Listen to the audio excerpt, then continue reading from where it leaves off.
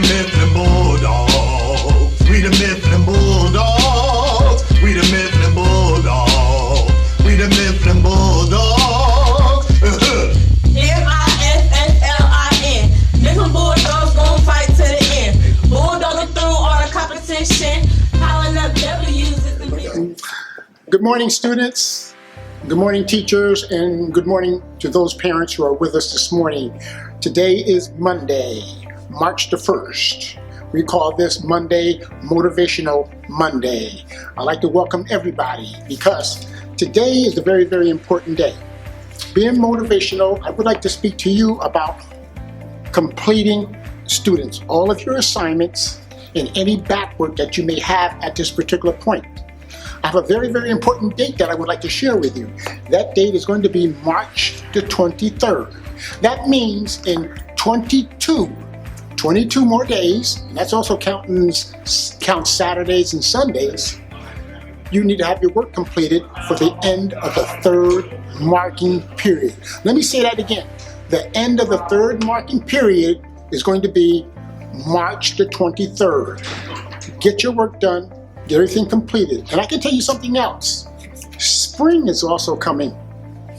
The weather's going to get warm, and you're going to want to go outside and play. And it's going to be very, very difficult for you to complete your work. So, while it's still cold outside, we still have snow on the ground, I want you guys to be motivated enough to say, hey, I need to get my work done so I can go out and play and enjoy my summer. And maybe I don't have to go to summer school. So think about being motivated to get your work done for the end of this marking period. The third marking period will end again, March the 23rd. And right now, I'd like to turn this over to Mrs. Colson, who is going to introduce us to another great speaker who has attended a historical Black college and or university.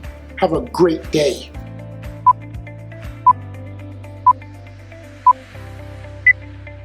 Hello, Mifflin Middle School. This is Miss Colson. I am coming back to you again with another HBCU interview. And I have with me another special guest who is one of my sorority sisters, but she is also a former educator in Columbus City Schools. So she's probably going to give you guys a lot of good advice. So I'm going to introduce Miss Patty Yates. Miss Yates, please introduce yourself. Tell the students what HBCU you attended. Thank you, Ms. Colson. Good afternoon. My name is Patricia Davis Yates.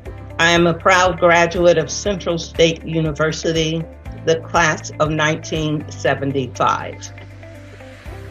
Can you tell the students where Central State is located? Central State University is located in Wilberforce, Ohio.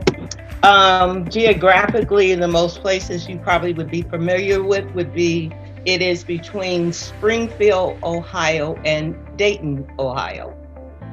Great, thank you. So can you tell the students why you chose an HBCU and what was your experience attending a HBCU? Actually, Central State University was not my first choice. It was my father's choice. My father grew up in the Chicago area, and he wanted his children to have what he called the Black experience. So I went to Central State. I entered it in 1971. And as I said, I graduated in 1975. And after being down there, actually, we were on the quarter system at the time. For one quarter, I found out that a Black institution primarily focus is to make sure that you receive an education that will make you useful and viable in today's society. Now tell the students what you used to do. So I'm trying to live my best life like Mrs. Yates. So tell the students what you used to do.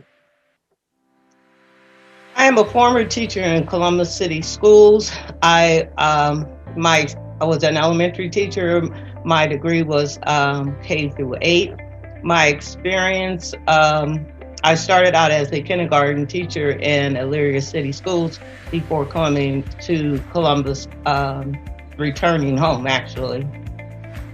And I ended up my career as being the and language arts specialist for Columbus Afrocentric Early College. Great. Now, Miss Yates, what advice would you give a middle school student now on starting to think and prepare for college or picking the best college or university? What advice would you give a middle school student?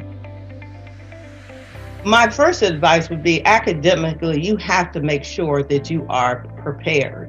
The second thing, you need to go to a college or university where there is a diverse population. Many of the students, as you know, at Central State and most historical Black colleges are African American, but we have a global effect as well. We have students who came from Africa. We had some European or Caucasian students too. So you want to look for a diverse population.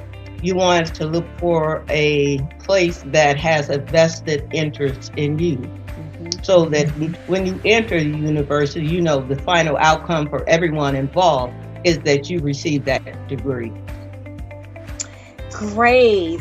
Thank you so much for taking time out of your busy schedule to highlight Central State University, but then also give some helpful tips and advice to the students here at Mifflin Middle School.